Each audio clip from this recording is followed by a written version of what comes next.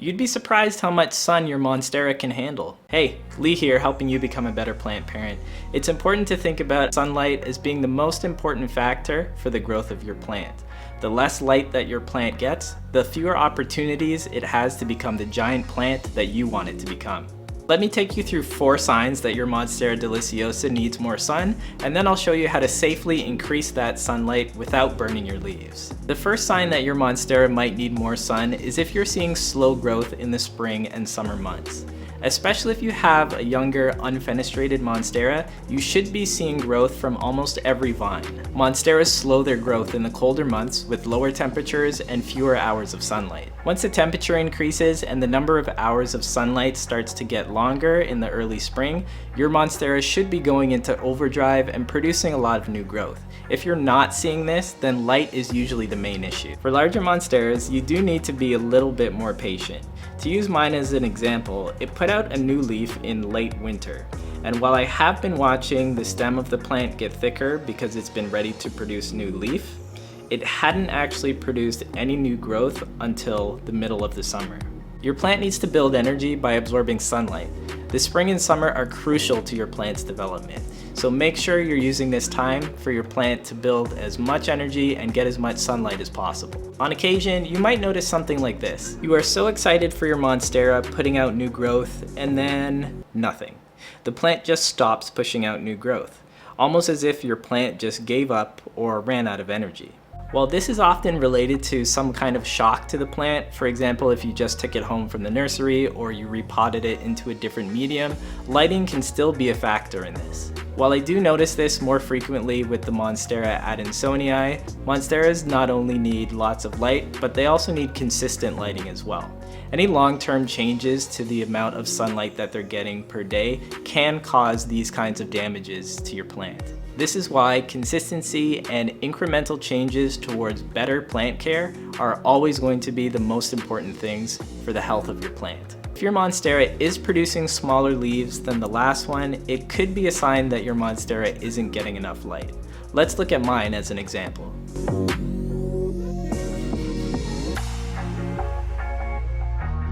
This leaf came out during the winter time. It is a beautiful leaf, but it is a lot smaller than the previous leaf. Less light will generally mean smaller leaves.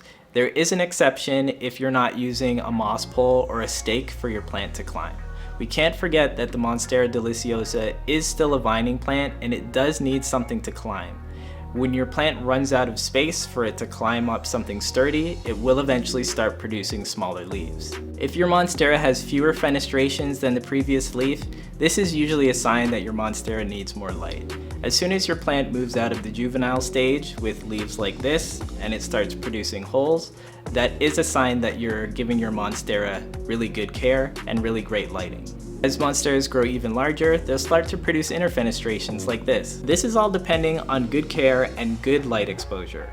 When you start to see your plant go in the opposite direction, this is usually your plant telling you that it needs more light. This is not an open invitation to blast your Monstera with as much sun as you possibly can. This will give your plant sunburn and then your leaves will start to look like this. You need to find a way to slowly give your plant more light exposure. I recommend moving your plant a little bit closer to a window a few inches every few weeks and then monitor to see how your plant does. If your plant does well, you can continue moving it closer until you find the best spot for your plant. Alternatively, you can find a window that gives you more intense light. Some windows may have sunlight for longer hours, and some windows may have sun that gives more intense light. It's your job to find what works best for your plant. If you can't get enough light in your home but you still want to grow a gigantic plant, you may want to consider getting a grow light for your Monstera. Because Monsteras are such large growers, you may want to consider getting an adjustable LED light that you could place along the side of your Monstera to angle it towards your leaves so that it gets more light. Many of the higher quality grow lights hang from the ceiling, so this might not be a very good option for this plant in particular. I'll put a few links in the description for some products that I might recommend. Moving your plant outside could be an option, but I really do recommend that before you do that, you get something like a light meter so that you can know exactly the intensity of light that your plant will be getting. Moving a plant from indoors in a low light area to outdoors, even in the shade, if that's 3 times the amount of sun intensity, you could still get sunburn on your plant even if it's not getting direct sunlight if you move it outside. Still, making incremental changes is the most important thing, even if you do want to move your plant outside. So this might look like moving your plant outside for a little bit of time each day so that eventually your plant builds up the tolerance to even being in full sun outdoors. If you'd like to learn more about the Monstera Deliciosa, you can check out this playlist and like the video if it was helpful and consider subscribing. See you next time.